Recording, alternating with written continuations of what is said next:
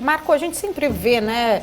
Principalmente a curva mais longa, ela sobe mais quando vem essas críticas do governo. Ontem mesmo o Lula voltou a aumentar o tom ali em relação às críticas do Banco Central, falou, né, mais uma vez em relação ao próprio Roberto Campos Neto, falando ali, fazendo críticas em relação à autonomia do Banco Central. Foram outras críticas também, acho que ele criticou muito o mercado, falou que só o mercado financeiro se beneficia, na verdade, desse juros mais alto, e ainda ele citou um termo ali, na hora que a gente estava ouvindo aqui a entrevista, que o resto ali, os trabalhadores sérios, na verdade, são contra aí o juros está nesse patamar. Vale a gente sempre, né, pontuar e lembrar uma questão técnica, né, e não política, o atual patamar da taxa básica de juros, a Selic. O próprio presidente do Banco Central já falou várias vezes, né, é aquele remédio amargo que ninguém quer tomar, mas que ainda é importante, até porque o núcleo de inflação ainda continua vindo pressionado. A gente tem visto aí, né, os últimos indicadores, o próprio IPCA, né, mostrando que não, a inflação não arrefeceu, não seria ainda um momento técnico de fazer essa puxada aí nos juros,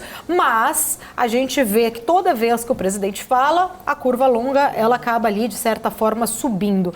De certa forma, o próprio governo se atrapalha, né? Porque ele mesmo vai pagar mais para ter ali, principalmente, os títulos que ele emite. Mas eu queria entender a sua visão em relação a essas últimas críticas de Lula, principalmente falando aí que tem sido, né, cada vez mais firme e mais dura em relação ao Banco Central.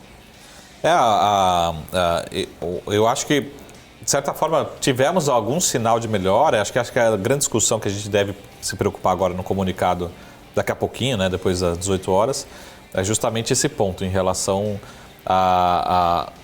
será que realmente teve uma melhor aproximação entre o Ministério da Fazenda e o Banco Central?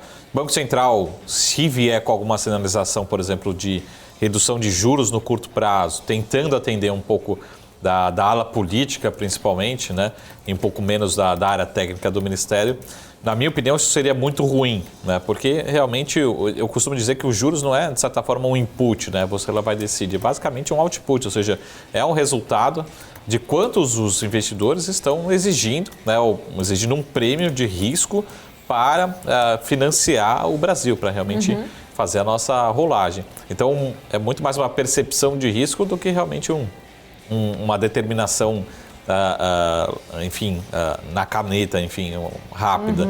Então, o que eu espero que pode ser positivo no comunicado do Banco Central hoje à noite é, caso o RCN, o Roberto Campos, falando nesse cenário, né, caso realmente tenha um bom arcabouço fiscal, a gente tem espaço para começar a discutir uma redução de juros, um afrouxamento, mas lembrando também que o Banco Central brasileiro depende das decisões de juros, principalmente do FED, durante a tarde, né? Então, o mundo inteiro ainda está acelerando a alta de juros, que é uma preocupação em relação à inflação mundial, mas a gente não tem ainda essas condições e a gente, de novo, já vimos acontecendo nas décadas de 80 particularmente, e alguns anos atrás, né, em governos anteriores, dessa predominância fiscal, né, dessa dominância fiscal, onde que a gente começa a ter uma política monetária tão contracíclica, né, ou seja, você começa a jogar a taxa monetária, ou a taxa de juros para cima, tão forte que não começa a fazer efeito. Então você joga para 10, 12, 14, 15%, que é mais ou menos o que está acontecendo agora. Então a gente começa a ter uma preocupação tão grande, né, com a situação fiscal do Brasil no longo prazo, que a política monetária de curto prazo acaba não surtindo efeito. Então acho que essa é a preocupação. E aí realmente a gente precisa passar por discussão, debate de gastos públicos e realmente da nossa situação fiscal. Então, esse é determinante conhecermos, né, os detalhes do arcabouço fiscal.